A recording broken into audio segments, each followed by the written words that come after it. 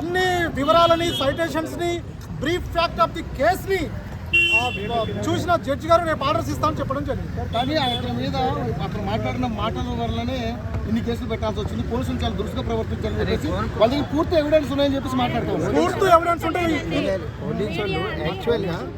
యాక్చువల్గా పోలీసు వాళ్ళు ఈ కాపీ సాక్ష్యం కదా, వాళ్ళ దగ్గర ఎవిడెన్స్ డాక్యుమెంట్ ఇది.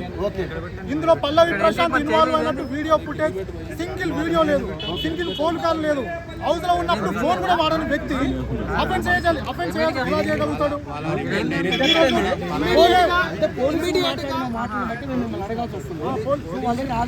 ఇంకొకటి పోలీసు వాళ్ళ ఆధారాలు ఉంటే కోర్టుకి ఇవ్వాలి. ఉన్నాయి చేసిన ఆధారమైనది పోలీసు వాళ్ళ కోర్టుకు ఎవిడెన్స్ ఇవ్వాలి. చేసింది మేము అన్నాడు ఇన్నాడు అంటే అది చాలా తప్పు. మేము ఏసీబీ గారికి విజ్ఞప్తి చేస్తున్నాం, ఇమ్మీడియట్ గా జూబ్లీ హిల్స్ SHO ఇమ్మీడియట్ గా బర్తరఫ్ చేయాలి.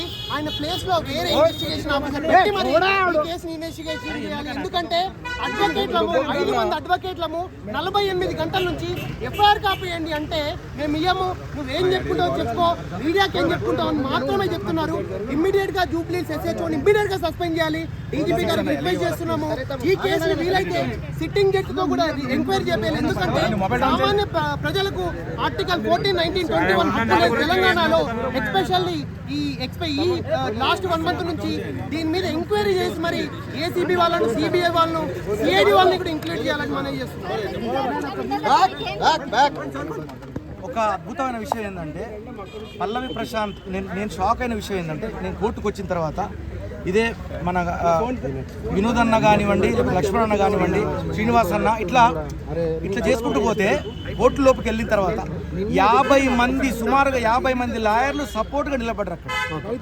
రైతు బిడ్డకు న్యాయం చేయడానికి ₹1 ఖర్చు లేకుండా వాళ్లే స్వయం ఖర్చుతో ఇక్కడ కార్లలో వచ్చి ఇవాళ రైతు బిడ్డ ప్రశాంత్కు ఆసరగా నిలవడం, ఈ యొక్క బిగ్ బాస్లో గెలిచిన ఒక కామన్ ఆడియన్గా గెలిచి వాళ్ళ రికార్డు సృష్టించిన పల్లవి ప్రశాంత్కు ఇంత మద్దతుగా నిలబడి ఇక్కడ డిఫెన్స్ చేసే విధానం లోపల కోర్టులో నేను లోపలికి వెళ్ళాను. కోర్టులో జడ్జి గారి ముందు నిలబడ్డప్పుడు నేను అక్కడే ఉన్నాను.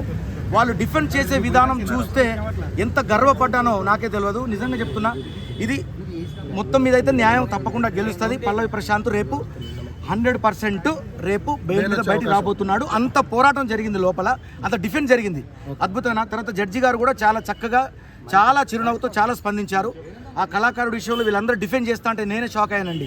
ఇంత అద్భుతమైన డిఫెన్స్ నేను నిజంగా సినిమాల్లో కూడా చూడనటువంటి గొప్ప డిఫెన్స్, న్యాయం అండ్ డిఫెన్స్ ఇక్కడ జరిగింది. జనరల్గా ఒక రైతు బిడ్డ కోసం ఇంతమంది నిలబడ్డందుకు లాయర్లకు నా చేతులెత్తి కళాకారుడిగా నేను మొక్కుతున్నాను. అలాగే ఇందాకే టేస్టీ తేజ్ అన్న కూడా వచ్చారు. అన్న టేస్టీ తేజ్ అన్న అన్యాయం జరుగుతుందో తర్వాత ఇదే విధంగా సందీప్ అన్న కూడా స్పందించారు. అంటే బిగ్ బాస్ లో అందరూ కూడా ఇప్పుడిప్పుడే అందరు స్పందించారు. వచ్చారు నువ్వు కూడా ఒక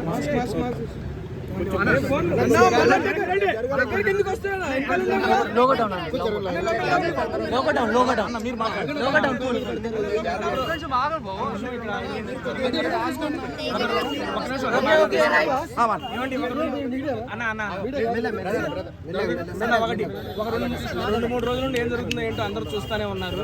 ఇక్కడ నేను ఎందుకు వచ్చానంటే ప్రధానంగా ఒక విషయం నాకు మనసుకు నొప్పించి వచ్చానండి. బేసిక్గా బిగ్ బాస్ ఫినాలే షూట్ తర్వాత మన పల్లవి ప్రశాంత్ వాళ్ళ పేరెంట్స్ ఇద్దరు దగ్గరికి వచ్చి చాలా ప్రేమగా మాట్లాడుతూ చాలా బాగా పలకరించారు అందరినీ. నిన్న వీడియోలో వాళ్ళ అమ్మగారు ఏడవడం చూసి నా వల్ల కాలేదు. పర్సనల్గా వచ్చి వాళ్ళ అమ్మగారిని పలకరించి కొంచెం ధైర్యం చెబుదామని వచ్చాను. వెళ్ళి పల్లవి ప్రశాంత్ పేరెంట్స్తో మాట్లాడి వాళ్ళకి కొంచెం ధైర్యం చెబుదామని వచ్చాను. అండ్ లాపరంగా ఏమేమి ఉన్నాయో మన లాయర్లు అండ్ బోలే గారు అయితే చూసుకుంటున్నారు.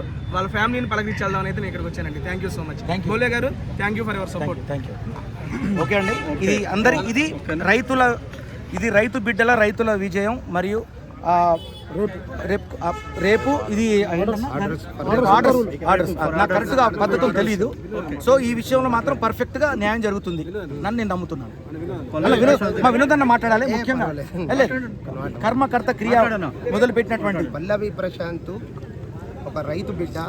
ఈ సమాజంలో 80%, 80% గ్రామీణ ప్రాంతాలలో ఉంటారు. ఆ 80%లో ఒక గ్రామీణ ప్రాంతంలో వచ్చిన రైతు బిడ్డ, వ్యవసాయ కుటుంబం చెందిన బిడ్డ ఒక బిగ్ బాస్ లోకి రావడం జరిగింది. ఆ విజేతగా వచ్చిన తర్వాత ఆయనకు అందులో ఫోన్ కూడా ఏముండదు. వచ్చిన తర్వాత ఇంత అత్యాధునికమైన ప్రపంచంలో ఇంత అత్యాధునికమైన టెక్నాలజీ ఉన్న హైదరాబాద్లో పోలీసు వాళ్ళు వాళ్ళందరూ గుమిగూడినప్పుడు వాళ్ళంతా లా అండ్ ఆర్డర్ను చూసుకోవాల్సిన బాధ్యత పోలీసు వాళ్ళ మీద ఉంటుంది. అది విడిచిపెట్టేసి గొడవ జరిగేదాకా ఉన్నతాధికారులు ఇచ్చేసి పల్లవి ప్రశాంత్ అయిన రైతు బిడ్డను కేసు పెట్టడం నాకు కరెక్ట్ కాదు. ఫాల్స్ ఎలిగేషన్ పెట్టిర్రు. పోలీసు వారికి ఒక విజ్ఞప్తి ఏం చేస్తుందంటే, ఒక సామాన్య రైతు బిడ్డను ఈ విధంగా ఇచ్చేయడం మంచిది కాదని ఇచ్చేస్తున్నాం. కాబట్టి దయచేసి ఫర్దర్గా ఎవరైనా ఉన్నా కానీ కోఆర్డినేషన్ చేస్తూ కోరుతుంది. Thank you. సో ఈ కార్యక్రమానికి లాయర్లతో పాటు అందరూ నా మిత్రులు మా మల్లేష్ అన్న, తర్వాత కార్తిక్, వీళ్ళందరూ కూడా సహకరించారు. మీకు ధన్యవాదాలు. రేపు మనకి మిగతా విషయాలు రేపు తెలియజేస్తున్నాను. Thank you.